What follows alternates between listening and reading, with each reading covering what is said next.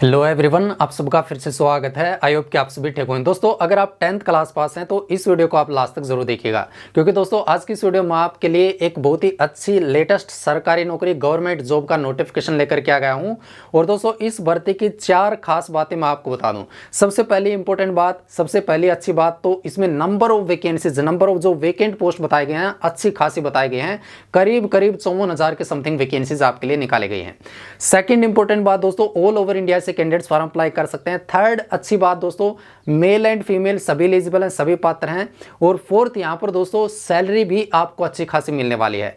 जो अगर railway group D की वैकेंसी निकलती है उनमें जो सैलरी आपको प्रोवाइड करा जाता है वो सेम सैलरी आपको मिलने वाली है। लेवल 1 का पे स्केल आपको यहां पर प्रोवाइड कराया जाएगा। यहां पर दोस्तों डिटेल में मैं आपको इस रिक्रूटमेंट के रिगार्डिंग में इंफॉर्मेशन बताने वाला हूं। सो आप सबसे रिक्वेस्ट है वीडियो को आप लास्ट तक देखिएगा, वीडियो को लाइक और शेयर आप जरूर कर दीजिएगा। चैनल पर अगर आप पहली बार आए हैं, चैनल को सब्सक्राइब नहीं किया और आप चाहते हैं कि आगे भी आपको इसी तरह से लेटेस्ट जानकारी मिले, ट्रस्टेड जेन्युइन इंफॉर्मेशन डिटेल में जानकारी मिले, तो आप चैनल को भी जरूर से जरूर सब्सक्राइब कर लीजिएगा। साथ में दोस्तों देखिए, अभी रिसेंटली भारतीय डाक विभाग की तरफ से जीडीएस की रिक्रूटमेंट का रिजल्ट भी डिक्लेयर कर दिया गया है।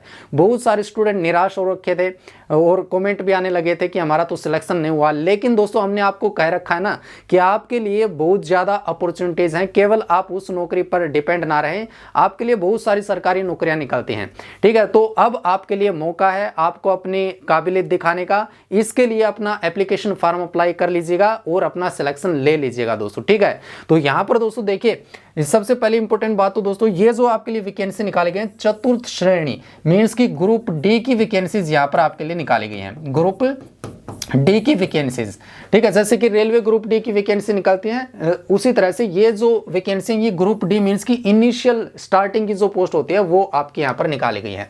और ये चतुर्थ श्रेणी कर्मचारी सीधी भर्ती यहाँ पर निकाली गई। 2024 में तो ये नोटिफिकेशन आया था कि ऐसे करके 2025 में भर्ती निकाली जाएगी। आखिरकार फाइनली ये 2025 में अभी भर्ती का नोटिफिकेशन आपका इशू कर दिया गया है, ठीक है ना। तो ये 2024 के बजाय अभी 2025 की आपकी नई रिक्रूटमेंट निकाल दी गई है। और दोस्तों इस सीधी भर्ती का क्या मतलब होता है? देखिए, डायरेक्ट रिक्रूटमेंट का मतलब यह होता है कि फ्रेशर अपना एप्लीकेशन फॉर्म अप्लाई कर सकते हैं। देखिए, दो टाइप से वैकेंसी निकाली जाती है। एक तो आपकी होती है डायरेक्ट रिक्रूटमेंट, डायरेक्ट का मतलब होता है सीधी भर्ती। और सेकंड आपकी होती है डिपार्टमेंटल। डिपार्टमेंटल में क्या होता है? डिपार्टमेंटल में केवल वही अप्लाई कर सकते हैं जो कि ऑलरेडी डिपार्टमेंट में लगे होते हैं, ठीक है। लेकिन ये जो वैकेंसी होती है डायरेक्ट, इसके लिए फ्रेशर अपना एप्लीकेशन फॉर्म अप्लाई कर सकते हैं, जो कि आपकी सीधी भर्ती कहलाती है, ठीक है ना। ये तो केवल विभागीय कर्मचारी अप्लाई कर सकते हैं। तो अच्छी बात यह है कि डायरेक्ट भर्ती निकाली गई है, सभी अपना एप्लीकेशन फॉर्म अप्लाई कर सकते हैं, ऑल ओवर इंडिया से मेल एंड फीमेल कैंडिडेट्स। अब दोस्तों यहां पर देखिए वैकेंसीज की बात करें, नंबर ऑफ वैकेंसीज, तो देखिए गैर अनुसूचित क्षेत्र के लिए 46,931 वैकेंसीज है, अनुसूचित क्षेत्र के लिए 5,522 वैकेंसीज। कुल पद यहां पर 52,453 बताए गए। लेकिन अभी रिसेंटली एक और नोटिफिकेशन पब्लिश किया गया था और उसमें वैकेंसीज इंक्रीज भी कर दी गई थी। तो यहां पर देखिए ये जो वैकेंसी इंक्रीज कर दी गई, तो यहां पर 48,199 वैकेंसी हो गई, 5,550 वैकेंसी हो गई, तो 53,749 वैकेंसी यहां पर रिलीज कर दी गई है। करीब करीब आप लगा लीजिए 54,000 वैकेंसीज। और हो सकता है कि इन वैकेंसीज में बढ़ोतरी भी कर दी जाए आगे, जब तक ये रिक्रूटमेंट का प्रोसेस कंप्लीट होगा हो सकता है कि तब तक और भी ज्यादा वैकेंसीज कर दी जाए, क्योंकि ये जो वैकेंसीज मेंशन की होती है ना किसी भी रिक्रूटमेंट में, ये आपकी टेंटेटिव वैकेंसीज होती हैं। टेंटेटिव का मतलब ये होता है इनमें इंक्रीज भी किया जा सकता है और वैकेंसीज को घटाया भी जा सकता है, डिक्रीज भी किया जा सकता है।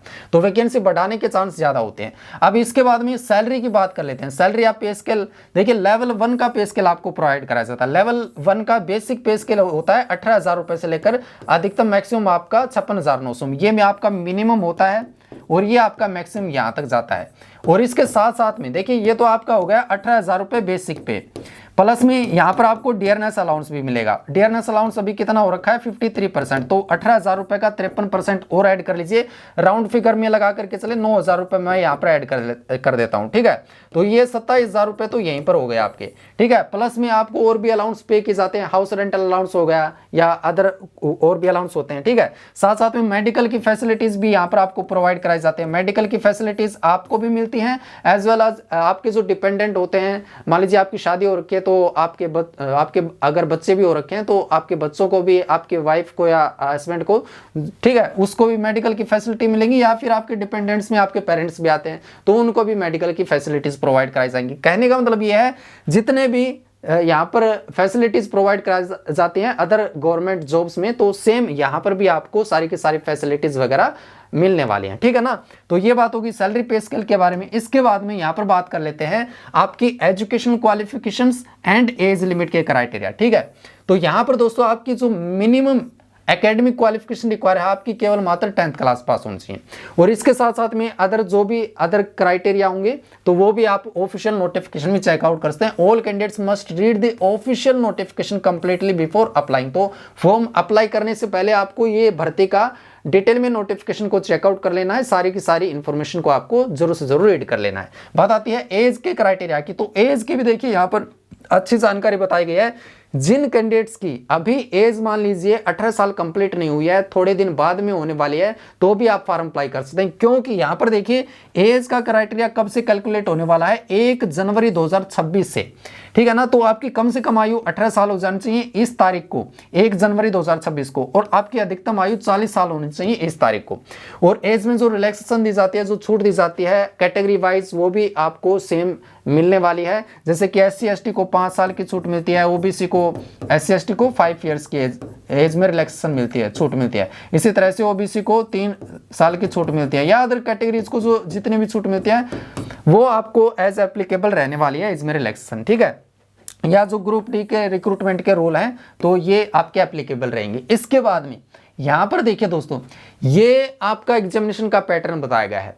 अब दोस्तों ये जो रिक्रूटमेंट है ना, वैसे तो डायरेक्ट रिक्रूटमेंट है, लेकिन इसमें एग्जामिनेशन भी आपका कंडक्ट कराया जाएगा। इसमें देखिए बेसिकली 2-3 स्टेप रहने वाले हैं आपके रिक्रूटमेंट के प्रोसेस में। आपका एग्जामिनेशन कंडक्ट कराया जाएगा, उसके बाद में आपका डॉक्यूमेंट वेरिफिकेशन होगा, और फाइनल में आपका मेडिकल एग्जामिनेशन होगा। तो ये बेसिकली 3 स्टेजेस रहने वाले हैं। अब एग्जाम भी इतना कोई टफ नहीं बताया गया है, इतना कोई डिफिकल्ट नहीं बताया गया। अगर आप अच्छे से थोड़ा डेडिकेट होकर के फोकस्ड स्टडी करेंगे ना, तो आप इजिली इस एग्जाम को क्वालिफाई कर पाएंगे। यहाँ पर देखिए, हालांकि मैं आपको एक और जानकारी बता दूं, इतना भी आजकल इजी नहीं रहा है, क्योंकि जितनी ज्यादा वैकेंसी निकलती है उतना ज्यादा कंपटीशन भी हाई हो जाता है। तो किसी भी जॉब के एग्जाम को आप ये मत लगा करके चलिएगा कि इजी है। इजी का मतलब यहां पर केवल इतना है, मेरा कहने का मतलब कि इसमें कोई ज्यादा क्वेश्चंस नहीं बताए गए। जो क्वांटिटी है क्वेश्चंस की बहुत ही कम है, और क्योंकि अलग अलग वेरियस यहाँ पर पार्ट्स में डिवाइड कर दिया गया है, तो यहाँ पर बहुत ही कम क्वेश्चंस आपके बताए गए हैं, ठीक है। अगर आप अच्छे से तैयार, देखिए 2 घंटे का भी समय, सफिशिएंट टाइम भी बताया गया है। तो इस तरह से करके कहने का मतलब यही, इतना कोई डिफिकल्ट एग्जाम नहीं है, लेकिन अगर आप अच्छे से तैयारी करेंगे आपके सिलेक्शन के चांसेस रहने वाले हैं। तो यहाँ पर सामान्य हिंदी के देखिए 30 क्वेश्चन यहाँ पर बताए गए हैं, प्रश्नों की संख्या। सामान्य अंग्रेजी जनरल इंग्लिश के 15 क्वेश्चंस बताए गए हैं, 15 क्वेश्चंस। इसके बाद में सामान्य ज्ञान के देखिए, भूगोल से रिलेटेड आपके यहाँ पर आएंगे 10 क्वेश्चन। इतिहास, कला एवं संस्कृति जो कि राजस्थान से रिलेटेड होने वाली है, 10 क्वेश्चन आएंगे। भारतीय संविधान एवं राजस्थान राज्य के विशेष संदर्भ में राजनीति एवं प्रशासनिक व्यवस्था, 10 क्वेश्चन आएंगे। सामान्य विज्ञान से रिलेटेड 5 क्वेश्चन आएंगे। समसामयिक घटनाओं से कंसर्न आपके 10 क्वेश्चन आएंगे। बेसिक कंप्यूटर भी आएगा जो कि केवल 5 क्वेश्चन आएंगे, और सामान्य गणित ये आपके 25 क्वेश्चन आएंगे। टोटल मिलाकर के ये क्वांटिटी बताई गई है, नंबर ऑफ क्वेश्चन 120 बताए गए, ठीक है। और इसके बाद में 2 घंटे का समय भी अच्छा खासा मिलने वाला है। ये 120 मिनट में आपको 120 क्वेश्चंस अटेम्प्ट करने होंगे। मेरे ख्याल से आप इजीली कर सकते हैं, और ये इनमें ज्यादातर क्वेश्चंस तो ऐसे हैं कि आपको केवल रीड करके उनके आंसर सिलेक्ट करने होंगे, ठीक है। तो इसके बाद में ये देखिए, इसमें एग्जाम की कुछ इंस्ट्रक्शंस भी बताए गए हैं, इनको भी ध्यान रखना है। ऑब्जेक्टिव टाइप का क्वेश्चन पेपर आने वाला है। कहने का मतलब एक क्वेश्चन के आपके 4 से 5 विकल्प होते हैं, मल्टीपल चॉइस क्वेश्चंस होते हैं ये आपके, उनमें से आपको एक फाइंड आउट करना होता है कौन सा करेक्ट है।